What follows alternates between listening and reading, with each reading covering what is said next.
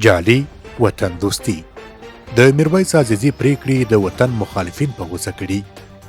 وروسته تر هغې چې افغان ملي سوداګر او د عزیزي بانک مالک میرویس عزیزي په هرات کې د زلزله ځپلو لپاره د عزیزي بنسټ له لوري د جوړ شوي ښارګوټي د پرانیستي پر مهال په هیواد کې د 10 میلیارډ ډالرو د پانګونې خبر ورکړ.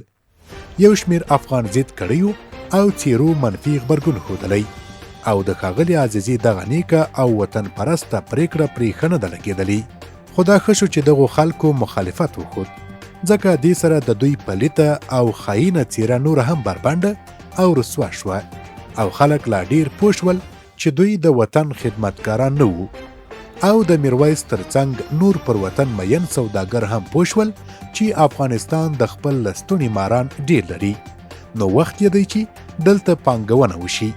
له دغه ډول مخالفتونو ښکاري چې دغه اشخاص یوازې خپلې ګټې پیژني او د دوی دا ټوله سرخوړلې ناکامه مبارزه د وطن او وطنوالو لپاره نه بلکې د ځان لپاره وه او ده. نو پکار ده چې له بدخشان څخه تر واخانه افغانان خپل دښمن او دوست وپیژني او د میرویس په شان د ملي سوداګرو او د شته نظام په قدر ځان پوه کړي.